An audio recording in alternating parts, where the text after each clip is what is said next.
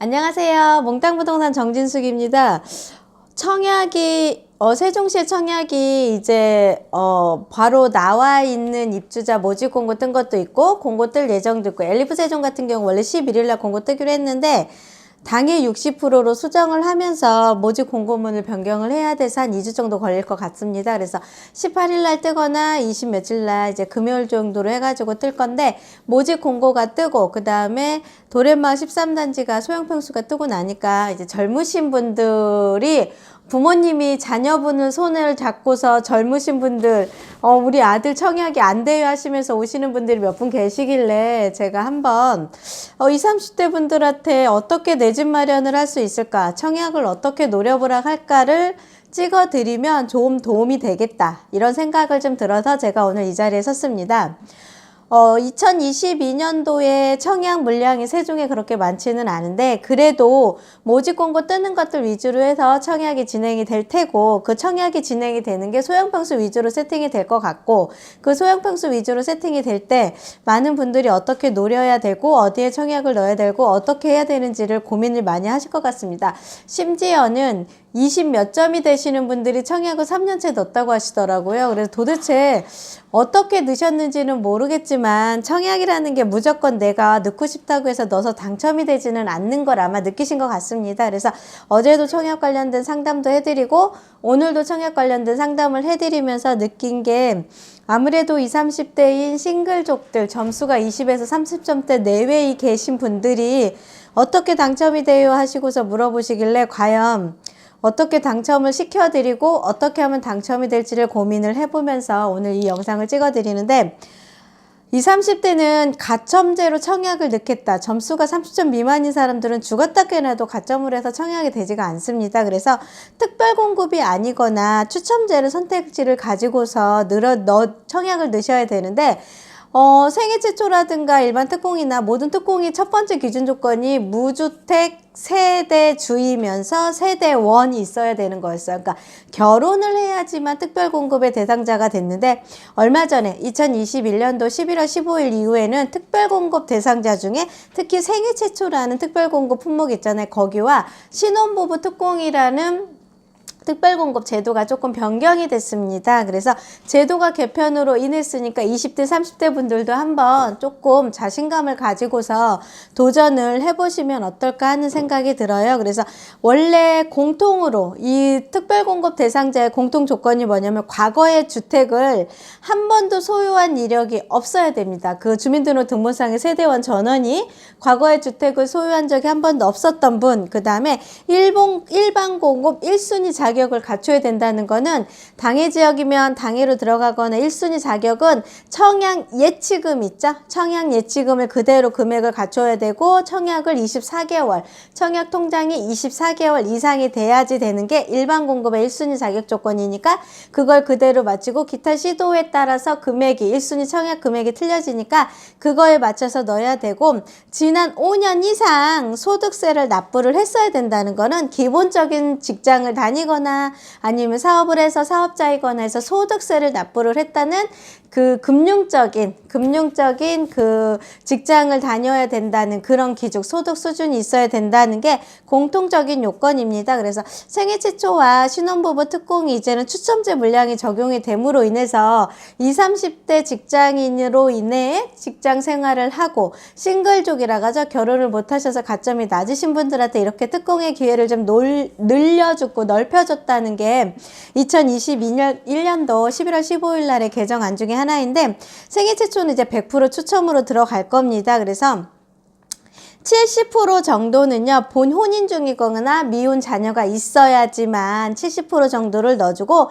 나머지 30% 물량은 결혼 여부나 자녀 기준이나 소득 기준 다 상관없이 단 1인 가구가 60제곱미터 미만인 경우만 해서 청약이 가능할 거라는 얘기가 이제 모집 공고문으로 해서 개정된 게 있습니다. 그래서 생애 최초가 원래는 혼인 중이거나 혼인인 자녀가 있을 때가 기본 70% 배정해서 이게 100% 추첨으로 들어갔다 하면, 이제는 법이 개정이 돼서 30%는 결혼을 안 했거나 아니면 자녀가 없어도 기본적으로 혼인들, 혼자 사시는 분들이 이렇게 추첨제로 적용을 받을 수 있겠다. 이런 부분이 하나가 세팅이 됐는데 이걸 잘 활용하실 지역이 5-1 생활권의 스마트시티 도시가 형성이 5생활권에 세팅이 되잖아요. 여기가 기본적으로 한 8,000세대가 공급을 해서 생활권 하나가 만들어지기로 했는데 거기가 대부분 다 소형 평수였습니다. 그래서 그렇게 소형 평수로 가지고 계신 싱글족, 그 다음에 젊으신 분들, 20, 30대 이런 분들이 한번 여기를 조금 중점적으로 노려보셔서 추첨제 30%를 활용을 하시는 게 가장 좋으시고, 신혼부부 특공 물량도 신혼이라는 게 결혼을 하셔야 되잖아요. 결혼을 하셔야지만 청약을 해주는데 기본적으로 자녀가 있어야 되고 소득 수준이 조금 이렇게 기본이 잡혀 있는데 기본적으로 50%는 결혼한 자녀가 있은 거 자녀 순으로, 그 다음에 소득 순으로 해가지고서 50% 물량은 신혼부부 특공으로 주고, 두 번째 20% 물량은 또 자녀 순만 주고 소득 수준 여부 상관없이 주고 조금 높게 책정이 돼도 주고, 그 다음에 추천제인 30%가 자녀 기준과 소득 기준을 보지 않고 결혼을 했어도 자녀를 안 낳고 사시는 분들도 계시잖아요. 이분도 신혼부부 특공을 놓을 수가 있다는 거죠. 그래서 기본적인 30% 물량이 결혼을 하셨어도 신혼부부 특공은 결혼을 했어도 자녀가 없으면 가능하고, 그 다음에 생애 최초는 결혼을 안 했어도 30% 물량이 소득 수준과 자녀 여건 없이 추첨을 해서 준다고 하니, 이제 20대 30대 분들은 특공의 추첨을 전략적으로 작전을 짜서 이걸 들어가시면 어떨까 하는 생각이 듭니다. 그래서 특공과 신혼부부 특공의 제공은 85제곱미터 이하로 세팅이 됩니다. 그래서 85제곱미터 이하로 특공을 넣거나 했다가 당첨이 안 되셨다 그러면 85제곱미터 초과 1순위에서도 규제 지역이 아닌 지역에서는 기본적으로 50%가 추천 물량이 좀 있어요. 그래서 85 초과 물량을 조금 공략을 해보시는 게 가장 현명하신 방법입니다. 근데 청약을 여러 번 넣었는데 당첨이 안 돼요, 나 어떻게 해요 하시는 분들 중에 제가 선택지를 많이 드릴 수는 없는데, 먼저 미계약 세대들이 있어요. 당첨 다 되고 계약이 끝나고 나면 몇 세대가 남았는데 이게 무작위 추천이 있는데, 그럴 때 추첨 있을 때 말하는 저희들이 말하면 줍줍이라고 해요. 그래서 이런 물량들, 미계약 됐거나 아니면 계약이 안 됐거나 이런 줍줍 물량들, 이런 것들을 조금 추첨을 활용을 해서 청약을 넣어보시고 이런 데 당첨이 되시는 게 첫 번째 방법이기도 하고요. 두 번째가요, 저는 어떤 기준을 좀 갖고 있냐면, 세종에서는 그게 굉장히 활성화가 잘 됐고 분양 전환도 잘 됐고 했던데, 임대 아파트가 있습니다. 민영 임대 아파트, 내는 공공 민영이 같이 한 임대 아파트가 있는데, 얘네들의 임대 아파트 기준은 소득 수준이 없는 거, 공공이 들어가 있는 거는요, 청소년들한테 우대를 해주는 우대 청약 제도도 있습니다. 그래서 소득 수준이 없고 장기적으로 소득을 창출할 청소년들 있죠? 19세 이상이 된 청소년들 상대로 해가지고서 공공민영에서 10년 이내에 분양전환을 해주겠다라는 이 민영 아파트, 분양전환 아파트가 있습니다. 얘네들도 한 번 정도는 노려보시고요. 임대아파트 같은 경우는 기본적으로 주택수에 들어가지도 않고요. 그 다음에 전세가격을 활용을 해서 전세가격으로 내가 주거의 안정적인 질을 10년간 유지할 수가 있고, 그 다음에 전세자금 대출도 일반 아파트 담보대출처럼 됩니다. 그래서